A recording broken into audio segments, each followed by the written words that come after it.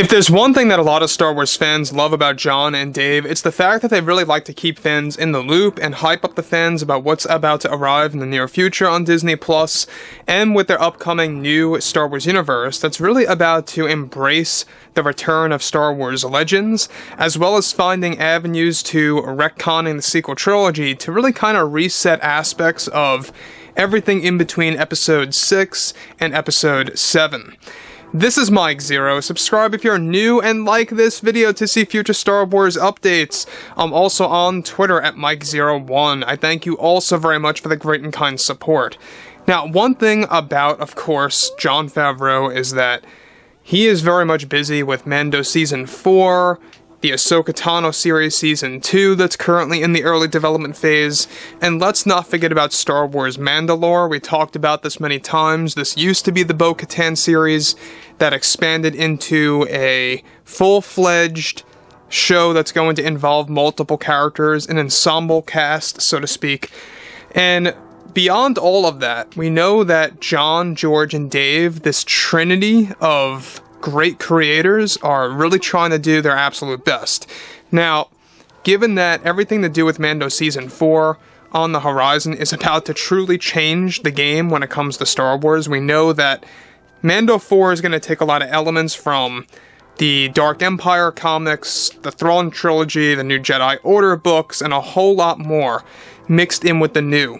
So let's move on to exactly what's going on for a specific big scene for the Mandoverse at large that's really going to involve characters like Luke Skywalker and some new characters thrown in there as well as familiar ones.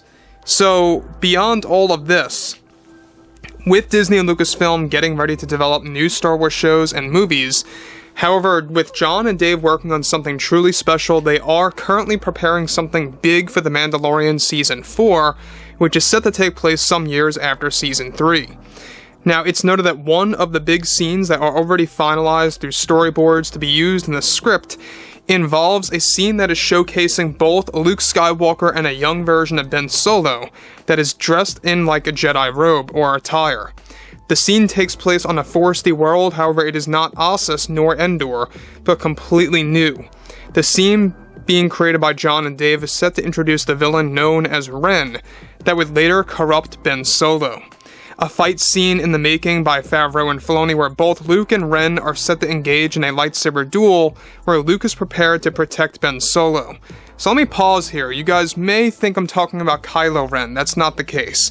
This character Ren, believe it or not, is in the actual comics called The Rise of Kylo Ren. He was the original leader of the Knights of Ren before Ben Solo took over as Kylo. So this character Ren, very interesting character design. You know, the helmet kind of reminds me a little bit of Dr. Fate's from Black Adam. It's kind of sort of like that, you know, the overall shape and the front design. It's similar in a sense, in a very unique way. But the overall character is a human underneath that helmet. He's not a monster, he's not a creature or another species or anything like that.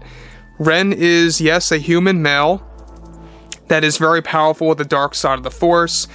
And what John and Dave are about to craft is a full-on lightsaber duel between both Luke and Ren. Now, the scene is said to be short and sweet, nothing too lengthy, nothing too short, you know, but just right in the middle. Brief, but powerful. And this is to actually set up the overall backstory about the Knights of Ren and how Ben Solo eventually gets corrupted. And basically, this scene is set to kind of show fans a little bit of a prelude to Ben Solo's downfall within the dark side of the Force. So Ren basically kind of informs Luke that there is this dark power within Ben. Now moving on. Now on top of this, alright, this is where Ren informs Luke that his nephew has some dark power or dark dormant powers that will be exposed by somebody eventually. This fight between Luke and Ren is set to retcon some aspects of the Rise of Kylo Ren comics from a couple of years ago.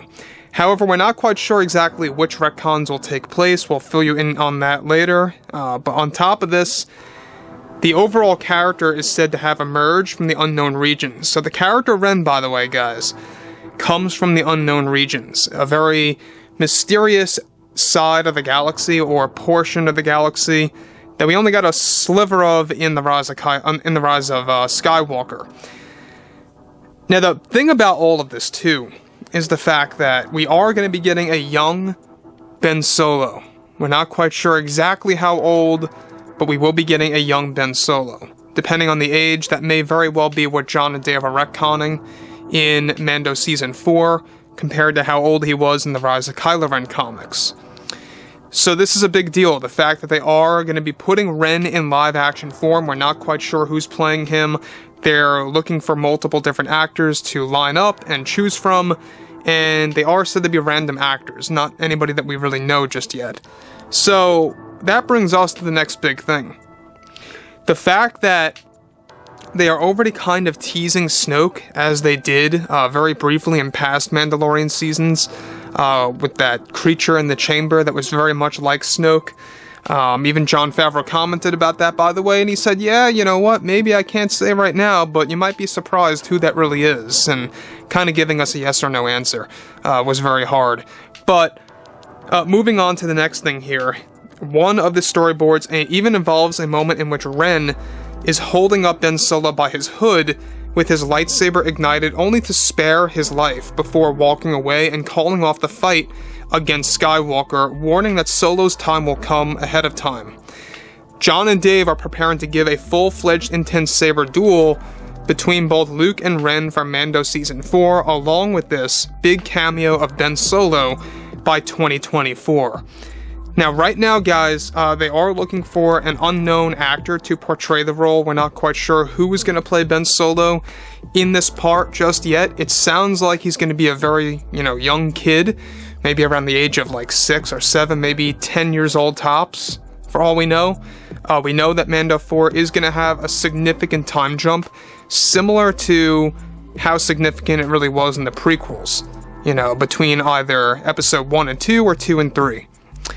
Anyways, this is a big deal because I think that you're finally going to be able to get that side of uncle and nephew, that whole dynamic that we never really got to see before they became so split apart in the sequel trilogy movies. We never got to see them together or getting along, and I think that this is going to definitely be a big jump for John and Dave to take to really kind of explore that. Now, some fans out there, I can see why some fans may not like this, because obviously this is going toward the sequels and involving sequel trilogy characters. Some fans may not like this, but I think it's, a great addition to have a young Ben Solo. After all, he is the canon version of Jason Solo. There's nothing that they can really do about that. They can't just erase Ben Solo out of history like that. The movies exist, they're there. They have to work with it. But they are giving them, or us, their version of Ben Solo is what they are doing. They're going to show us him in different ages throughout the ages of this post-Return of the Jedi era. So anyways, guys, fill me in below what you guys have to say about all of this in the comments, and if you guys did enjoy the content for today, make sure to drop a thumbs up on this video to support the channel. I thank you all so very much for the kind support, and I'll catch you guys next time.